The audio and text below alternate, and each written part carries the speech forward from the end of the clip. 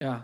Professor Marandi, I think you've read the document, the 14-point plan, and this is official right now. What is important in this 14-point plan in the eyes of Iranians?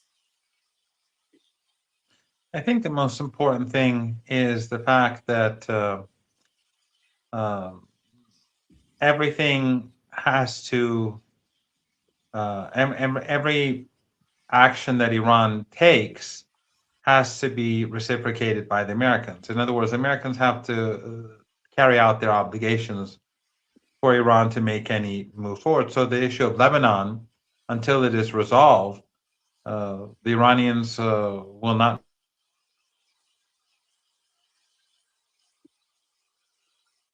Yeah. Any free? Oh, okay. Yeah. and Yeah. You're my back. You're back. connection seems to be Professor not Man, the you're back. best. Yeah. Yeah, so the whether it's the release of Iran's assets or the sovereignty of Lebanon or the waiving of sanctions, all of these have to take place in order for Iran to reciprocate. So right now the siege has been lifted. Iranian ships have been moving back and forth without any harassment.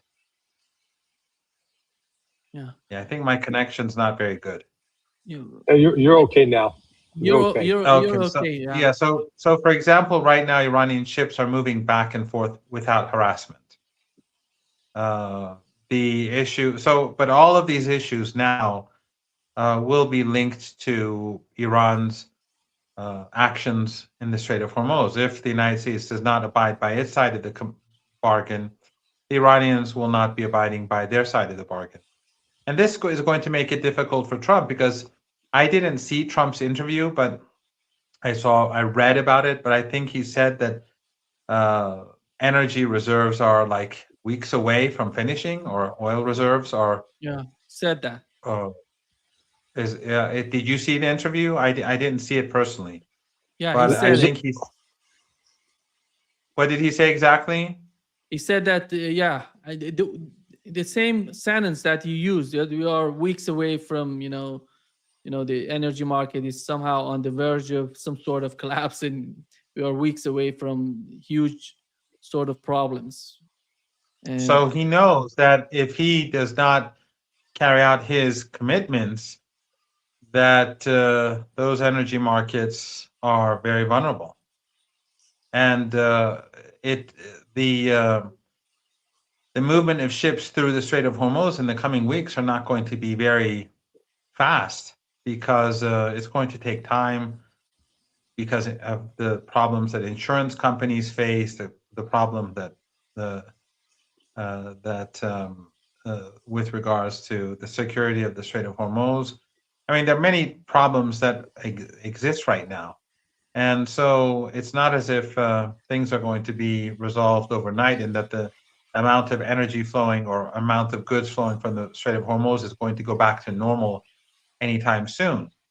So if the Americans don't abide by their commitments, all the Iranians have to do is halt or slow down the pace in which these ships, which are already, as I said, not going to be normal in number anytime soon, and that would create chaos in the market. So this is leverage. The Iranians have a lot of leverage to force the Americans to carry out their side of the bargain.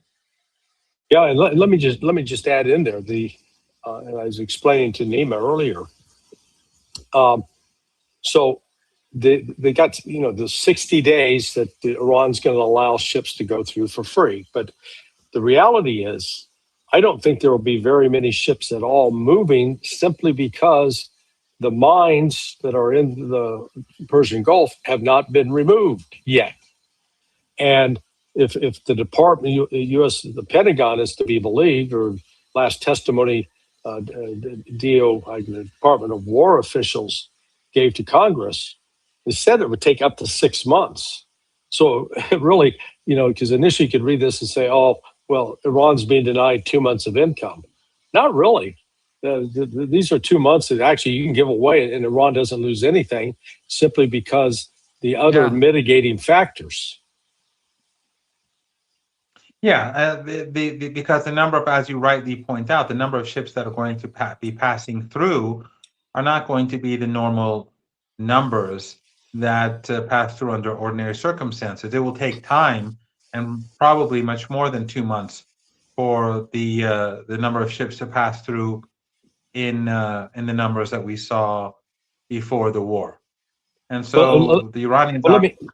can I ask you a question? Iranian tankers, who insures those? Are those insured by the government of Iran, or are they without insurance? Because I'd say the insurance would be one of the limiting in the London, city of London-based maritime insurance industry. They're not going to allow these ships to move until they got a guarantee that they're not going to get blown up. Yeah, Iranian ships don't have that problem. They, since they are sanctioned, and since they cannot receive insurance, they are insured by the Iranians. Okay, yeah, because I saw Sunday night those were the ships you saw immediately moving. Iranian tankers coming and going. Well, there's also another reason, and that is that Iran has not yet opened the strait. The opening of the strait is in a couple of days. But Professor Marandi, here is what in the point number 10, it says the United States undertakes that immediately upon the signing of this MOU, sanctions waivers will be issued for the export of Iranian crude oil, petroleum products and derivatives, and all associated services, including banking, transactions, insurances, and transportation, and so on and so forth, etc. It says. So this is somehow this is in this point they're addressing the issue that you've just raised with the case of the insurances and the transportation. That's right. It's going to make Iranian oil easier to sell. It's going to make it easier for ships to move back and forth. And Trump actually needs this too, because he wants to keep the price of oil low. So as Larry alluded to this point, Iranian, because of the issue of insurance, alongside other problems, many of these ships are not going to be too eager to swiftly move through the Strait of Hormuz. But in the case of Iranian ships, they are already traveling through. As I said, because the other ships still don't have the time for those ships to pass through has not yet arrived. But Iranian ships don't have the problems of insurance that those other ships have. The Iranians during these years have been moving back and forth without being able to, or without having to, get insurance from major international insurance companies. Remember, the Iranian market is overwhelmingly Chinese, and the other ships that the oil that is sold elsewhere is limited, and they have their own mechanism to doing that. But again, for the ships that travel to Europe, to the United States,